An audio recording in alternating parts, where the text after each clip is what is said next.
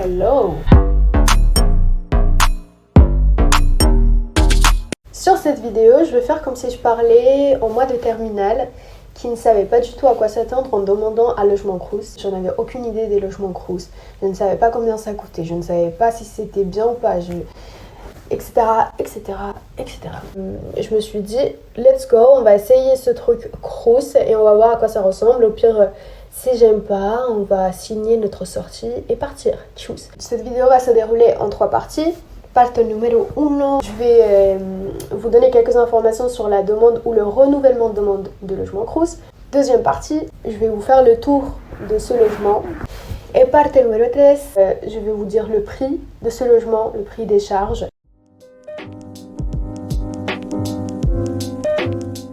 Les infos importantes à savoir. Pour ceux qui veulent demander un nouveau logement Crous, ils n'ont jamais eu de logement ou ils veulent changer de logement Crous, devez constituer votre dossier social d'étudiant avant le 15 mai. Les nouveaux logements seront mis donc en ligne à partir du 2 mai. Par contre, si vous voulez renouveler votre demande de logement et rester au même logement Crous dans lequel vous êtes actuellement, vous allez dans CTU, sur le site Mes services étudiants. Et là-bas, votre résidence aura mis une liste avec les dates de renouvellement et quand est-ce qu'il faudra que vous fassiez votre dossier.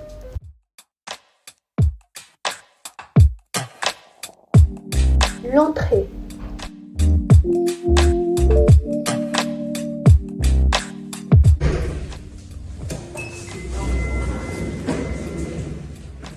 Le room tour commence avec la petite chambre. Donc quand vous ouvrez la porte, vous voyez l'espace cuisine. Le frigo était inclus dans cet espace. Ensuite, il y a cette étagère où je l'ai utilisée comme espace de stockage d'épices, etc. Et puis vu que je voulais pas trop utiliser la cuisine commune parce que je préférais avoir mes trucs et cuisiner dans mon propre espace, je m'étais acheté ce petit truc là qui me servait pour cuisiner, chauffer, etc. Et après j'avais une bouilloire. Ensuite, quand vous avancez dans ce petit couloir, on a le miroir.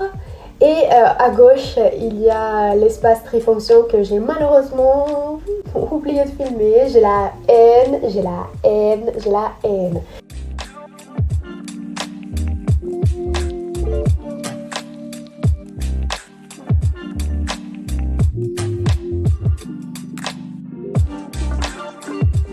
On avance l'espace dodo, l'espace dormir. Le lit, une place avec des tiroirs juste en dessous pour mettre ce que vous voulez. Moi, je mettais mes vêtements là. Sur le lit, encore des étagères et une table de chevet.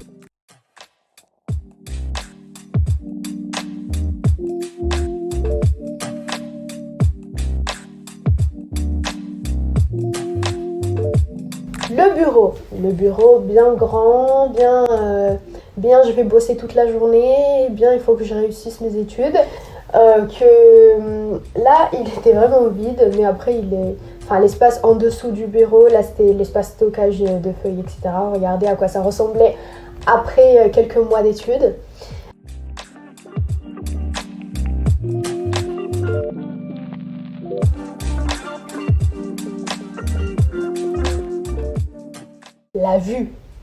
La vue, moi j'aime bien cette vue.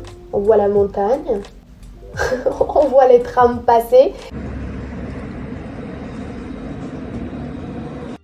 Il n'y avait pas de bruit de tram, honnêtement, moi ça ne me dérangeait pas, j'entendais pas les bruits de tram. C'était plutôt un point positif parce que du coup le tram il était à 2 minutes, je partais à la dernière minute pour aller en cours. Pour la salle commune, on avait une table.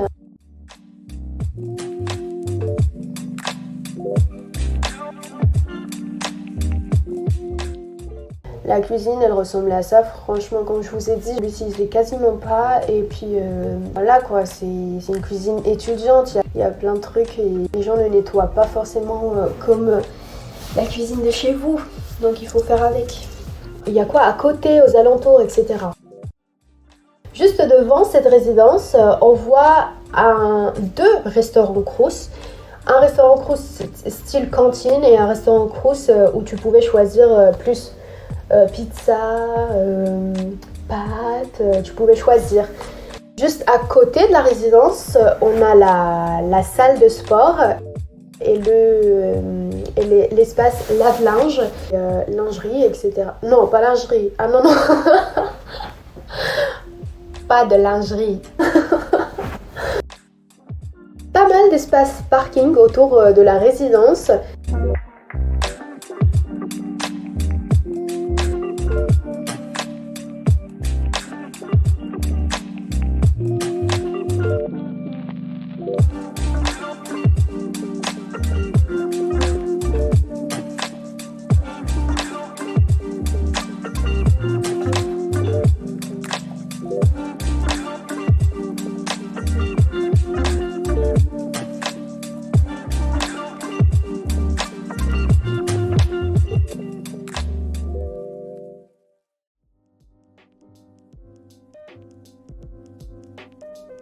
Et pour finir, quel est le prix de ça? Le logement me coûte 266 € par mois. C'est vraiment... franchement, c'est peu. Franchement, c'est bien. C'est rentable, c'est bien. It's not expensive. C'est ce qu'on cherchait. Après, concernant les charges ou autres... je pense que c'est pareil dans toutes les résidences. Du coup, au début de l'année, on vous dit il faut nous payer.